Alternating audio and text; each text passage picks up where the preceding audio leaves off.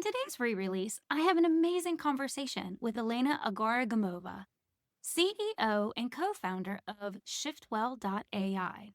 Together, we discuss the intricacies of wellness, productivity, and the impact of social media on our daily lives.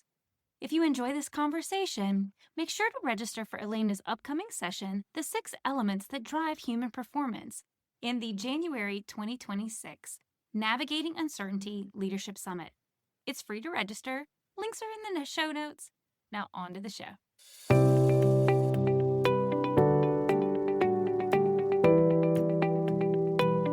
Welcome back, everyone. I'm so excited to have a very special guest today. This is going to be a really good conversation because I think coming into being that we're in the new year, just talking about health, wellness, and staying on top of things, I cannot wait to get into this with my guest, Miss Elena. So introduce yourself. Tell us a little bit about you before we head into this conversation. Sure. So I've spent the last 14 plus years in kind of different roles, really under the bucket of talent development, talent management. So I've started my career in higher education, then transitions toward corporate learning, started a couple of businesses along the way in coaching and just kind of L&D consulting, like learning and development consulting, and performance. And along the way, and having come from a family of athletes, I've always known that health and wellness is so much more than just necessarily the physical aspect of it. And so I started to kind of build up on that. So, and we'll dive into that, I'm sure, today, but I've kind of recognized that when it comes to talent development, talent management, performance in organizations, it's much more than just like, what's the job that you're doing, right? Like that's like what we focus on a lot. And then starting to incorporate all these other kind of more holistic areas around us as human beings, what we need to thrive in organizations. So I love this topic. I live and breathe personal professional development. I'm that annoying person who loves what she does every day. Maybe not maybe not all day, but definitely every day. But it took me a lot to get here. I always tell the story of like I had 17 jobs before I turned 25 years old. So like I've done like the experimenting and like I know exactly what I don't want to do, which allowed me to then create a career path and a business where I do really enjoy what I do. And I think all of us listening to this are able to do the same. So that's kind of my mission and purpose for now. Let's see. I don't know what's going to happen in a couple of years, but that's where I'm at right now. Well, I am super excited. And, for people who may be new to the show, our backgrounds are very similar in the sense that I haven't done exactly the same path, but I've done very similar in just doing a lot of different things and finding just a true passion in helping people figure out how to show up better. And what I love a lot about what you were talking about is that I feel like when we talk about health and wellness, we really zero in on the physical component of it. My first thought is I sit too much every day. And, these things about you got to get out and go walk. But I firmly feel that we underestimate the mental component of health and wellness and how that actually impacts our ability to not only be engaged and healthy, but also really do our jobs to the best of our ability and whether or not people ultimately stay with their companies. So I just give me some thoughts on that. Let's talk about the mindset component. Yeah, I think that's such a big one. And I'm a recovering person who recovering from a lot of challenges with confidence, a lot of self-limiting beliefs, a lot of self-doubt, and so on. And so what's interesting is that, and a client told me this the other day, you don't know how bad you feel from especially from like that self-belief, mindset piece until you feel better and until you start to see that change. So you don't recognize how deeply mindset impacted you until you actually get out of that mindset, get out of that hole that you're in, and you feel better. And you're like, oh my God, like, did I just waste all these years like thinking in X, Y, and Z ways? And it can cover different things: confidence, self-limiting beliefs. It can competence, whatever you want to call it. Like all of us have some kind of inner chatter that really impacts it. And sometimes it's our inability to manage change. Like if we're talking about organizations, like for people in organizations, right? Like the inability to manage change. And now I think I'm going to go in a rabbit hole, but stop me in a second. Mindset, because I want to tie in mindset to, there's a physical aspect to it, but also just to like health practices. What I mean by that is that usually we feel anxious, emotionally triggered Also partially because of the food that we eat, how well we sleep, and our environment. Yeah. And I think that impacts mindset more than like even the self-limiting beliefs. I think Yeah. both kind of impact, but we can uncover that a little bit more. So when we're thinking about just performance and talent in organizations, I think we're missing a big piece of data and information around mindset and how people perform when we ignore these other pieces of what it means to be a human being, which is all the, kind of the things that I mentioned. So, No, I agree with you. I mean, and I feel like it's evolving so quickly, and I'd like to take credit as a Gen Xer that it's really our influence in like the marketplace. But this idea, like I feel like when I started my career some odd years ago, I'm older than I ever want to admit that I am. But when I remember when I first started, it was here's your job description. This is what you do. Go do your job. It's production, production, production. And nobody really cared if you were super happy or not. Like, I don't remember doing a lot of engagement surveys in the beginning of my career. It was more of you're getting compensated to do this. It's almost like that Mad Men clip. Like your pay is your reward for doing a job well done. And I Mhm, feel like we have shifted very within just a couple of decades significantly to really focusing in on a healthy to be a successful company, a truly productive company, a sustainable company. We have to care about a lot more than just are people doing their jobs. We care about how they're doing, how they feel, how they're showing up, and like almost that holistic approach versus just the myopic approach. mhm, But I like that you even tied diet into it. Because it's so true. mhm. Like because I used to, so back in the day, many years ago, I ran a half marathon. And it was Nice. a long time ago. It was something that a friend of ours, a friend of mine and I came up with. And the next morning after the drinks wore off, I was too embarrassed to say I wasn't going to do it. So I did it. But what I would say is the thing I learned the most in that period of time, and again, this kind of almost ties to your athleticism, your family being athletes, was that experience taught me that your body is like an engine, and what you put in definitely affects what comes out in the sense of energy product, like how you're able to move and think.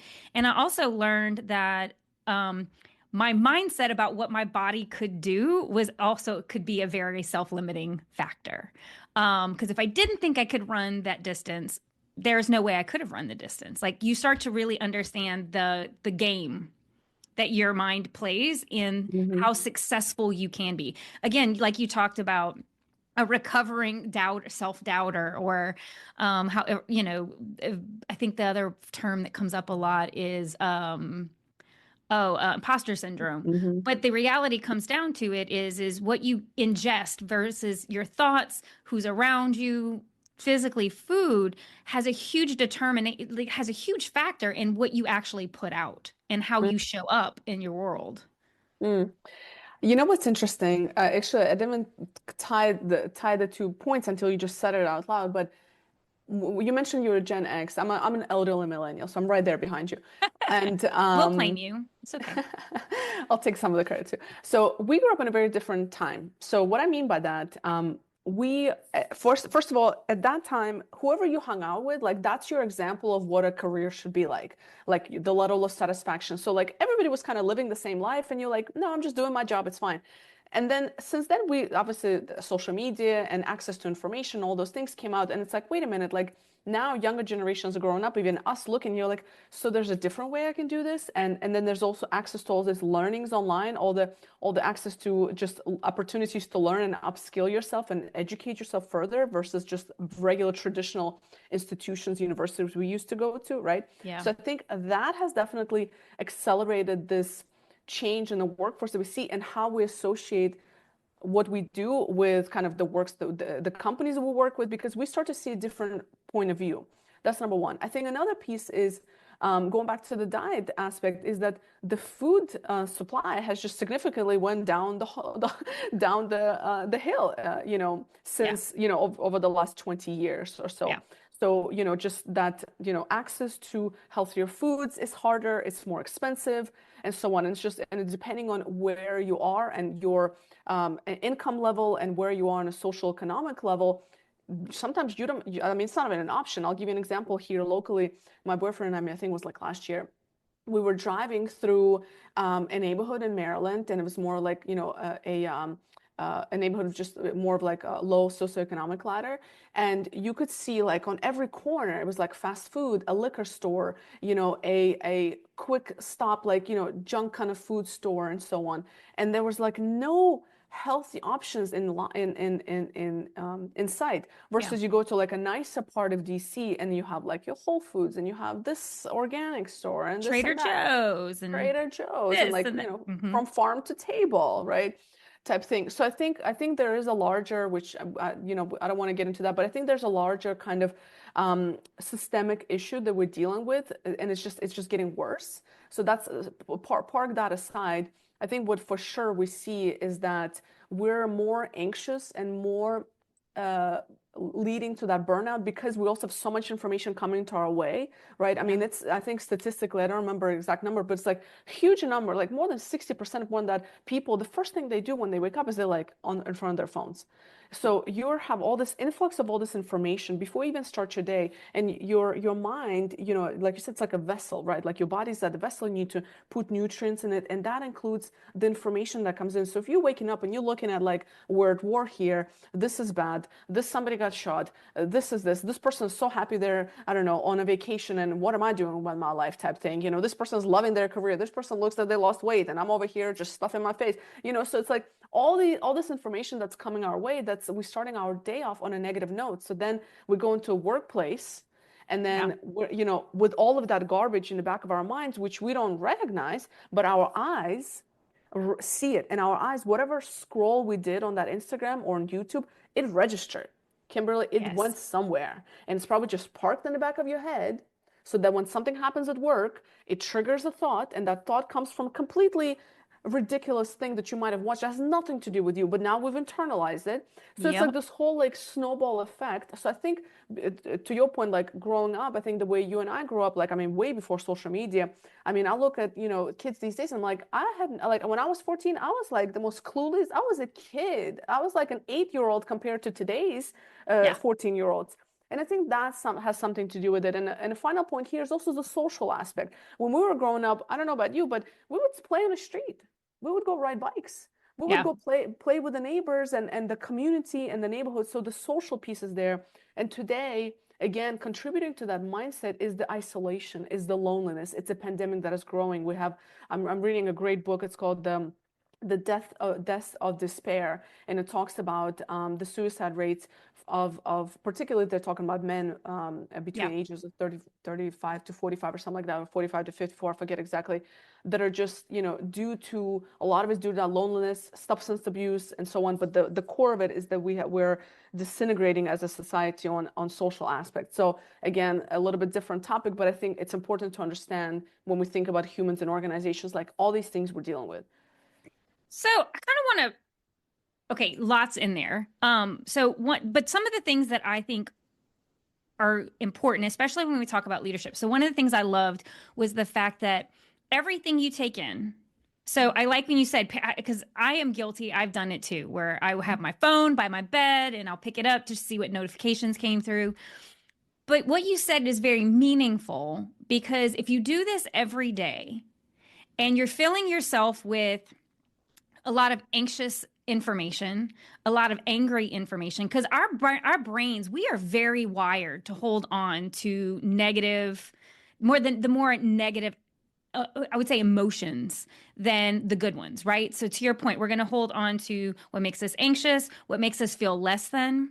I liked when you said that. Well, she looks great. Like, or when I love LinkedIn, but I also hate LinkedIn a little bit because it's the same thing in your professional life as it is in your personal life on, say, like a Facebook and Instagram, TikTok, whatever, is that people are only going to post the stuff that's good, Mm-hmm. right? They're rarely going to come out and say, I had a shit day at work. They're not going to come and talk about where they're struggling, right? Because they don't want to look weak. You don't want to look like you don't have your shit together.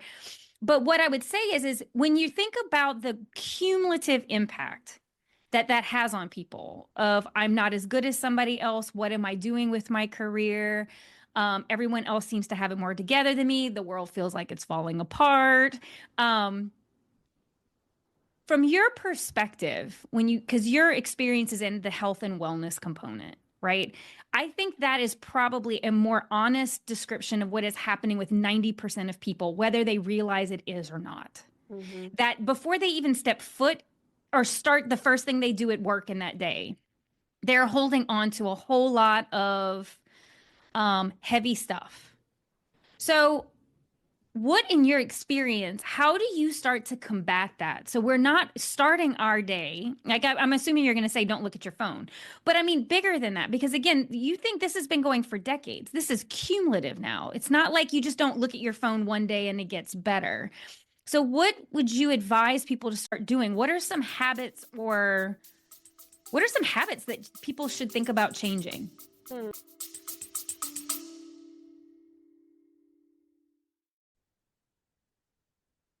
Hey, quick announcement. I'm hosting a 3-day virtual leadership summit called Navigating Uncertainty from January 25th through 27th in 2026.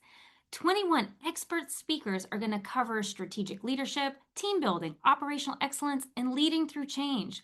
Best part? It's completely free if you watch live. However, if you want lifetime access to the replays and extra speaker resources, grab the All Access Pass for just $97. Head to the website in the show notes and register now. Trust me, you don't want to miss this.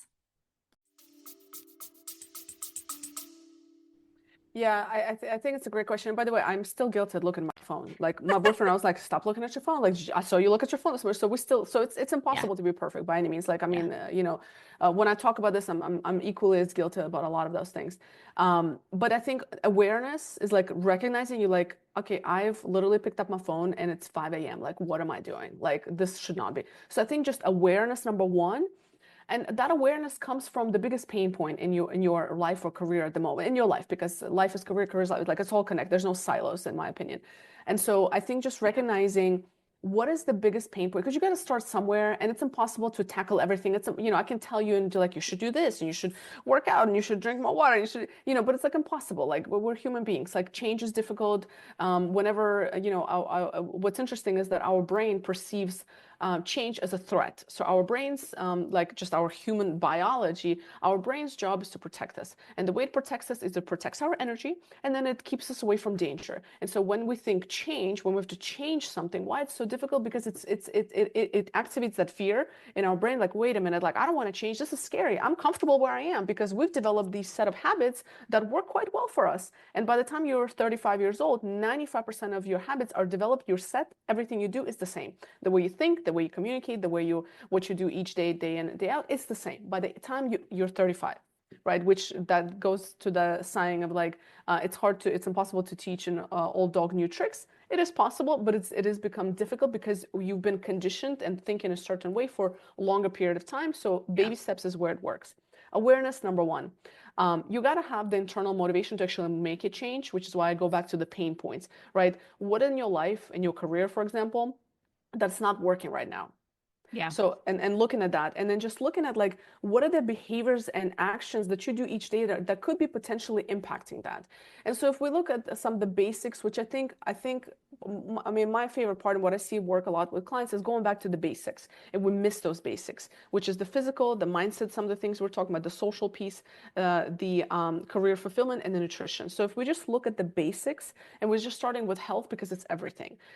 You can be, you can have a success, I don't know how to explain, but you can have, I don't know, you can have all the money in the world, right? But if you're not healthy, none of that matters, right? yeah, So I think something that I keep going back and forth and is the meditation piece. And because it allows to bring that awareness, I think that's the hardest part. The reason that we go into the negative spiral because it's easier, Kimberly. It's easier than bringing awareness to actually the shit that we need to unpack. And meditation is where it helps.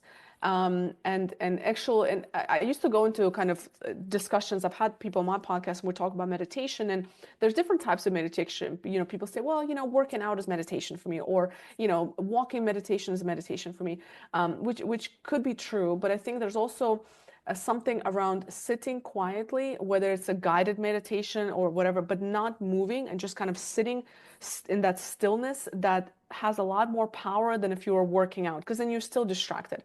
And the key to meditation is to bring awareness, to your thoughts. I go back Mhm. and forth in meditation. I've mentioned to you, I just came back from Bali, so it inspired me to get back to meditation. I mean, I Yeah. had to spend a lot of money to inspire myself, obviously, to go all the way to Bali. But nonetheless, um, and I see an impact already. And every time I get back into meditation, I'm like, it's so impactful because I'm Yeah. also unpacking my own things, right? So I think, even if you pick up that phone in the morning, that's okay. Like we all do it, it's fine. But then what is it that you're doing in your morning that allows you to create space for that change to happen? And Yeah. then meditation could be part of it. Maybe it's just going for a walk. Maybe it's just stretching your body. So whatever your habits are right now, start incorporating something different so that you start to rewire your brain to start your day on a more mindful, I don't know, pathway, so to say, Hmm. to do something different. That's the case. You have to change something. You have to do something different for something to Yeah. change. If you keep doing the same thing, if you don't create space for new habits and new routines, nothing will change, right? So I think number one, that's that. Um, I can spend hours on just the physical aspect, but I think just the two most important things I'll mention here is the sleep. Sleep is so important, and I know, of course, there's a lot of people who struggle with just certain, challenges where they can't sleep, medications, and so on. But I think, if you are to spend time anywhere, is your sleep, because that's where neuroplasticity happens. That's how when your brain rewires itself. That's when change happens. So whenever you are actually waking up and trying to implement those different new habits, that change actually solidifies when you sleep. So if you don't actually tie in habit creation with proper quality sleep, it's very difficult to make it sticky. So the way our brain rewires when we sleep, the way it rests, the all the junk that goes out of your brain, like all the stuff that you incorporate throughout the day, it actually I forget the process exactly, but your brain actually like does its own cleansing when it sleeps. And if you're not getting, especially in that REM sleep, and if you're not getting quality sleep, you're not getting rid of all those toxic thoughts, and then you just Interesting. waking up, yeah, and then you're waking up, I forget the term for it, but then you're waking up and with that same trash in your head, and then you're Mm. exhausted on top of that, and then you're craving sugar, you're not able to be focused, and you're not as creative. And there's a lot of research associated with lack of sleep and not being at your top performance. That's a fact for everybody. That's just pure science, right? So I think auditing your sleep is really, really important. And there's I think Dr. Matthew Walker, he's like the sleep guy. Looking into his research, I'm not an expert in it, but that's where I would start, right? And then just bring an awareness on to what needs to change. I'll pause here. Yeah. So, a couple things. So, for all my perimenopausal women out there, sleep is Mm-hmm. hard. Mm-hmm. But I think going back to what you're talking about is you have to be aware of what is happening with you and your body. So, when you were talking, one of the things that I do, a tactic that I have, that if I feel that my anxiety levels are higher than they normally are, the first thing I do is I go into my phone and I set the parental controls on all my social media, like to very little. 30 minutes a day, that's it. And when I run out, I'm out. And I could go and give myself more time, but I don't. Mm. Because so I force myself into change, but sometimes I don't notice it immediately. So like when you talk about what are you doing differently? Like for me, that's an example that if anybody wants to use, feel free to use it. But I find that the less I engage in stuff that maybe isn't helping me feel better about myself, or that is allowing me to spiral, or more importantly, distract me from what I need to focus on. So, because one of the things I have found, and I think this is universal, because I see it in young kids, I see it in old, like every generation, is that when we fill our lives full of social media and whatever it is, we are straight up distracting ourselves. I think we have become very uncomfortable with the idea of sitting alone with our thoughts, we have become very uncomfortable with the concept of boredom. Like it's almost this need to be entertained, or that, for some people, it's if I'm not engaging, then I'm missing out, almost like the FOMO syndrome. But I think the opposite is what needs to happen. The more you feel that, that's probably an indication you need to engage less. And because again, to meditate, the reason I have had some people be very resistant to the idea of even just sitting for 2 minutes is that they could not handle it because they just were like, God, they could not handle the flow of thought that went through their minds. It made them feel crazy because they needed to be doing something. And I feel like that is a huge component to with wellness that we don't talk about is we fill our lives with a lot of stuff to distract us from what we really should be doing and what we really should be working on. Because, if I'm distracted by those things, then I don't have to deal with my own crap. Mm-hmm. And so that was my thought when I was thinking about that is I feel like a lot of this stuff is wonderful distraction. Mm-hmm. But I don't think it actually helps us be better and healthier humans at the end of it. I feel like it's entertainment, but we've taken it beyond entertainment into something that is creating like incredibly anxious, incredibly depressive, just beasts of doing and not really like just being, if that makes sense.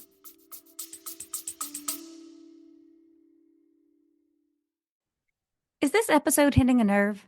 Are you facing complex people challenges and have tried leadership books, workshops, and the advice from everyone, and somehow it's still not working? Now imagine having a trusted leadership partner who understands your specific challenges and strengths. My one-on-one leadership program provides the support you need with a customized plan. If you'd like to learn more, click on the link in the show notes and book some time with me. I'll explain how it works. Now back to the show.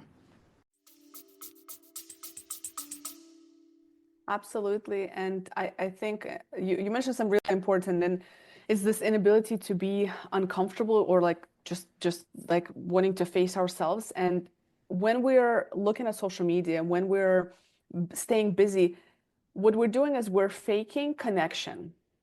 It's like, oh, well, I don't, I'm good. Like, I read up on this and maybe, and I looked at social media. So we felt like we connected with other people. We kind of lived through them, right? But you didn't really establish any connections with people. So we're not only are we uncomfortable with ourselves, but we're getting more uncomfortable being around other people. Like we're not even intentionally, even, I mean, how many times you go to dinner? I mean, and you see people sitting around and just looking at their phones. We Yeah. forgot how to even connect with not with just with ourselves, but also with each other. Because when we look at social media, we're like, oh, I see, oh, Kimberly is traveling. Cool. I feel like I connected with her instead of like, hey, Kimberly, what's going on? Like, let's have a Tell me chat. about your trip. Tell me And about your like trip. actually having the conversation Egg. about the trip versus just liking, hearting Exactly. And feeling whatever like the you've photos engaged. on an app. Yeah, I Yeah. totally agree with you on that. And so I think it's like faking that connection, but it's like faking to ourselves also. Yeah. Like and the other part is we also, and this is, I mean, this is a true story of myself, addiction to cortisol. So we are Mm. addicted to continuously having something going on because we need it. And I'm a recovering person like that. I'm known as a doer, and I recently posted about this, and I was like, I just don't want to be a doer anymore. And I've always associated me doing and accomplishing and producing with my self-worth. Yeah. And when I Well, uncovered, but in all, to not to like take you like completely off the hook, but yeah, that is American culture. yes, Like we are a productivity culture. And if you like the idea of I'm just going to go for a walk, but if I'm not going for a walk and listening to my audiobook or listening to my podcast or catching up with somebody because it's the only, we are addicted to this idea of productivity. So it's not just you, my friend. It is, yeah. I believe this is a cultural phenomena. So I don't want you to feel too badly about it. Thank you. I feel slightly better. I actually do. But I see you. I see you. thank you. I think to your point, like I think whether it's culturally, whether it's environment, whatever it may be, I think that definitely plays a role. The other day, I was having a chat with a guest on my podcast, And he kind of came to the same conclusion. He was like, I just, and he has 5 kids. And so he was like, I just want to be more present for my kids and my wife and my family and so on. And he said, my goal in life and what he's accomplished up to this point, and he wants to continue, is he said to make the most amount of money doing the least amount of work. Yeah. And like he has a business and so he's doing well. And I'm like, what a concept, And the first thing, and when he said that, first of all, I was like one, that sounds great, but then the little voice in the back of my head was like, but then how is that possible? And like, what am I doing with the rest of my time? To your point, maybe just spending time with family, maybe just traveling, maybe just, I don't know, reading a book that it does not have to do anything with professional development, maybe just reading a fiction book, which I never do. I always do nonfiction books because I'm just like always, I need continuous stimulation and like learning or something. Yeah. It's a problem. But, and I think just reframing our mindset, and understanding that we don't have to always do that it's not tied to your, and for me It's not personally, tied to your value. yes. But for me also, for me it came from, and maybe some people can relate to this. Part of it has been accelerated by the culture, by the being in America. But part of it is also when I was growing up, I never got good grades. I barely, I changed my major 5 times. It took me 6 years to get my bachelor's. I always felt like I was behind. So Mm. for me, that stems from that, I think. Like if I were to just psychoanalyze myself, like I feel like that maybe stems from that, is that I Yeah. always feel like I had to catch up. So and so on, but then I'm like, but I caught up, and like I've outrun, you know what I mean? Yeah. What I was my wildest dream type thing, like I'm, to where I am today, right? Like I got what I was looking for. Like I'm good, Yeah. now it's looking at the next level and so on. But the point is that like you don't need to always do, and it's not tied to your value. And I think that's a lot. I think especially, and I don't know, maybe this sounds sexist, but I think for women it's even worse. I think for women we are more harsher on ourselves, Oh, yeah. in that way. I think we're more self-critical than our male counterparts. I would also say, and I say this because I am surrounded by amazing women who are mothers, but man, the things that mothers like, the influence of social media, Pinterest and Instagram on what women think they have to do to be a good mother scares Mm, the bejesus out of me. Um, and it's the anti, but I think it's like I said, I think it's a conditioning. Because it wasn't like this when I was a kid. Like I didn't like I constantly look back and think something has shifted culturally and societally. Because yeah. when I was a kid, I would get kicked outside and go told to play outside. And there was no scheduled play date. Like sometimes I remember just sitting in my backyard with a piece of paper and a pencil, and I was not an artist, but I thought I could be one if I practiced hard enough. And I would just draw my dog, and it was never good. But I mean, but it was the idea, like it wasn't like for an outcome. Whereas I Yeah. feel like now so much stuff of what we do, and it's tied to some level of productivity. Are we making enough friends? Are we getting enough social interaction? Are we, heaven forbid, are we taking that hobby and turning it into, a side hustle? And I just feel like there's something like we have taken the idea of we have made just being and enjoying time with other people or enjoying something we do. Like I'm a pretty average, low average knitter, but like to sit there and just enjoy doing it for the sake of just doing it, not because I need to get better, not because I need to give it's just, Mm-hmm. we really have like crammed that into like, that's not a good use of your time. Mm, Because I've even caught again, I'm a recovering person as well. And so I will find myself thinking, well, this is lazy. I'm just being lazy. But I'm not yeah. saying it in a positive sense of, oh man, I really needed just a day to just be. I find myself and I try to always catch it, is when I say it, it's usually got a negative connotation. I can't believe I just sat here and watched 2 movies back to back. God, that was so lazy. I have so many things on my list I could have done. I mean, I could Mm, have worked out while I watched the movie, and I could have done this, and I could have done that. But I mean, it ties to the exact same thing of there's I think we just need to be a lot kinder to ourselves, and one, be aware of the fact that we don't have to be that busy in order to have value. We don't mm-hmm. have to be that busy in order to be productive. Going back to that gentleman, I want to work the least amount to be able to live the life I value. So it's not Mm-hmm. his value, it's the life he values. So it's almost Mm-hmm. flipping it on its head. I feel like that's where I'm trying to get to is like there's a life I value, and how do I use the skills and the gifts that I have in order to create the life I value? And it doesn't matter how busy I am. Mm-hmm. Ideally, in that life, I'm not that busy. I want to have Yeah. a more enjoyable, relaxed existence. But it's funny because in my day to day, I don't value that. It's like the dream versus the reality. I can make that dream a reality, but I have to value it. Hmm. I think also, I think just for clarification purposes, I think it's important to point out that when you are at a stage where you can make, when you can create that lifestyle and not work as much, I think there still needs to be that you had to have certain experience, a certain hustle, and certain part of Yeah, your life. Like you got to get to that point because I don't want people listening to be like, oh, like no, like that person obviously he's able to do it because he has a set of skills that then allows him to produce less, yeah, but then monetize more. So I think that's important to clarify. So I think there is a level of kind of work that you need to do in order to get there. But then when fair. you get there, recognizing that you're there and you don't have to do at the same level, at the same speed, at the same busyness. I think when you're in your 20s, it's fair. Like, listen, hustle, do your thing, work, experiment, etc. But then, Yep. like, hopefully by the time you reach like mid 30s, you should be like, okay, I think I kind of got it, like maybe. And obviously life happens and sometimes it's a roller coaster and it is what it is. But generally speaking, you would hopefully you're kind of in a little bit more stable environment. And something I heard of, I can't even give credit, I forget who it was, but I think a number of people talk about is to not feel guilty about watching that Netflix, scheduling it. Scheduling the Saturday, I'm not going to do anything. Yeah. Saturday, I'm not going to do anything. I'm not going to feel guilty about it because I scheduled that time in and I'm not going to think about my to-do list. I'm not going to think about the things that I should be doing.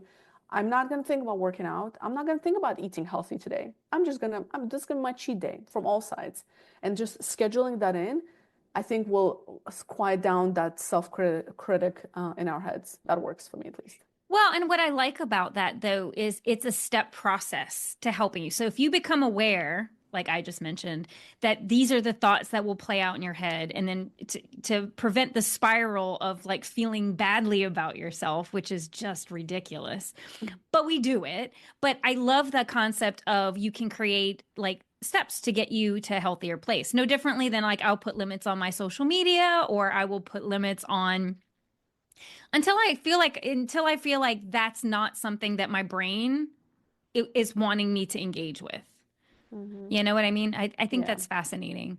Well, I just want to say this has been a very fun conversation. I'm loving this.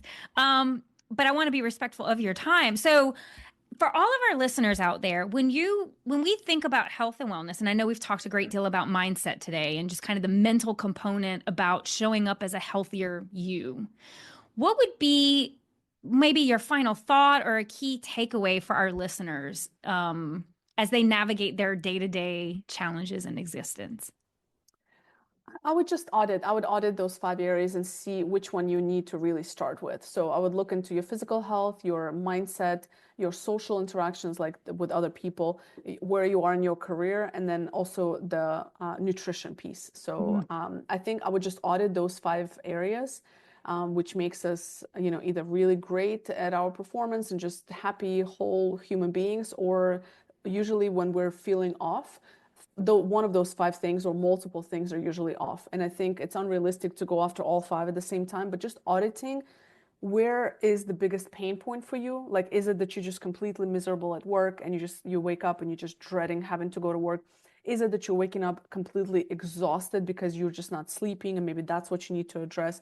Is it that you feel lonely, and alone because you maybe you moved to a new city, or maybe I don't know, you just went through some kind of life change, or maybe you just haven't talked to your friends and you haven't Yeah. touched it, like having that social interaction, whatever that biggest pain point is, like being really real with yourself, writing all these, I think writing it helps as well, like putting these buckets onto a piece of paper in front of you and being really real around, I mean, even rank yourself on a scale of 1 to 5, right? 5 being, I'm killing it in this area, to 1 is like, uh-oh, we're in danger zone, right? Beyond danger zone. And just ranking it and then Yeah. looking at your lowest score.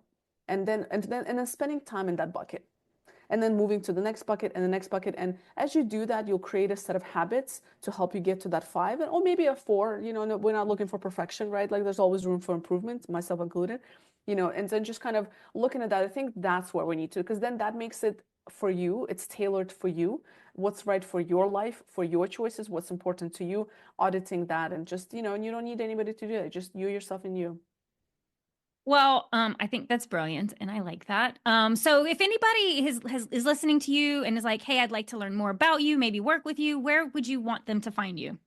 LinkedIn is probably the best area, and I feel the same way about LinkedIn as you do. So and now I'm like, should I put something else? But no, LinkedIn is probably the best. I always check my messages, Well, so LinkedIn just is still great, but it's like I'm finding more and more it's becoming the Instagram of professional life of like, oh wow, they did that, man.